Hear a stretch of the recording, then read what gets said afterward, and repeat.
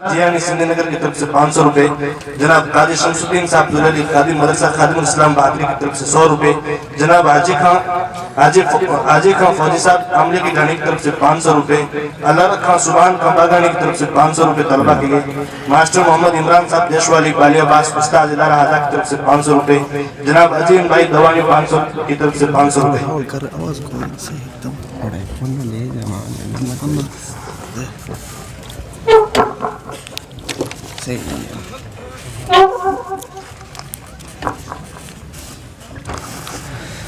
الحمد لله وكفى وسلام على عباده الذين اصطفى أما بعد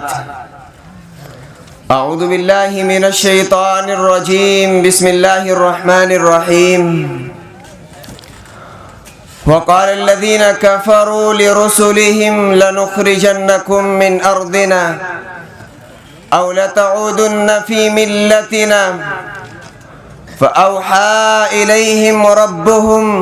لنهلكن الظالمين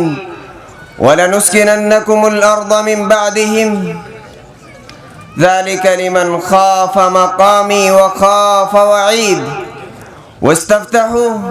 وخاب كل جبار عنيد۔ بزرگوں، دینی اور ایمانی اور انسانی بھائیوں، جو نہیں ماننے والے تھے، ضدی تھے، ہٹ دھرم تھے، منکر تھے، انہوں نے اپنے پیغمبروں سے کہا تھا لَنُخْرِجَنَّكُم مِّنْ أَرْضِنَا، ہم تمہیں اپنے ملک سے نکال باہر کریں گے، أَوْ لَتَعُودُنَّ فِي مِلَّتِنَا، یا تمہیں ہمارے مذہب میں واپس آنا پڑے گا، ہماری تہذیب کو قبول کرنا پڑے گا، ہماری روایات کو ماننا پڑے گا، ہمارے طور و طریق کو اپنانا پڑے گا۔ فَأَوْحَى إِلَيْهِمْ رَبُّهُمْ، تو خداوند قدوس نے اپنے بندوں کو یہ پیام دیا لَنُهْلِكَنَّ الظَّالِمِينَ، ان ظالموں کو ہم تباہ و برباد کریں گے، وَلَنُسْكِنَنَّكُمُ الْأَرْضَ مِن بَعْدِهِمْ، اور پھر اس کے بعد ملک تمہیں سونپ دیں گے، تمہیں بسا دیں گے۔ ذَلِكَ لِمَنْ خَافَ مَقَامِي وَخَافَ وَعِيدِ، لیکن یہ خوشخبری تو انہی لوگوں کے لیے ہے جن کو اس بات کا خوف ہے کہ کل ہمارے حضور انہیں حاضر ہونا ہے، جواب دہ ہونا ہے، اور جن کو میرے عذاب کا ڈر ہے۔ میرے بزرگوں، یہ آیت کریمہ ایسا لگتا ہے کہ ابھی نازل ہوئی ہے۔ اس آیت کریمہ میں جو تصویر کشی کی گئی ہے وہ موجودہ بین الاقوامی اور ملکی حالات کی گئی ہے۔ کہنے والے ضدی، ہٹ دھرم، کہنے والے اوباش، کہنے والے قاتل اور مجرم یوں کہہ رہے ہیں امن و سلامتی کے عالم برداروں سے، کہہ رہے ہیں اخلاق و انسانیت کے مشن برداروں سے لَنُخْرِجَنَّكُم مِّنْ أَرْضِنَا، تمہیں اس ملک کو چھوڑ دینا پڑے گا، نکل جاؤ اس ملک سے، پاکستان چلے جاؤ، ورنہ پھر ہمارے طور و طریق اختیار کرو، ہماری روایات کو اپناؤ۔ تو خدا تعالیٰ یوں کہہ رہا ہے سات آسمان کی بلندی سے اور عرش بری سے لَنُهْلِكَنَّ الظَّالِمِينَ، ان ظالموں کو ہم تباہ و برباد کریں گے۔ یہ خدا تعالیٰ کا فیصلہ ہے۔ یہ امت مسلمہ اپنے پروردگار کو اس طرح نہیں مانتی کہ جس طرح وہ مانتے ہیں، جو کبھی اسے تالے کے اندر بند کر دیتے ہیں، کبھی اس پر دروازہ چڑھا دیتے ہیں، کبھی ہفتے میں کسی دن جا کر اسے پوج لیتے ہیں۔ یہ امت مسلمہ اپنے پروردگار کو اس حیثیت سے مانتی ہے کہ وہی اس کائنات کا متصرف ہے، وہ واحد لا شریک لہ ہے۔ حضرت رسول اکرم صلی اللہ علیہ وسلم نے عبداللہ ابن عباس رضی اللہ عنہما سے کہا تھا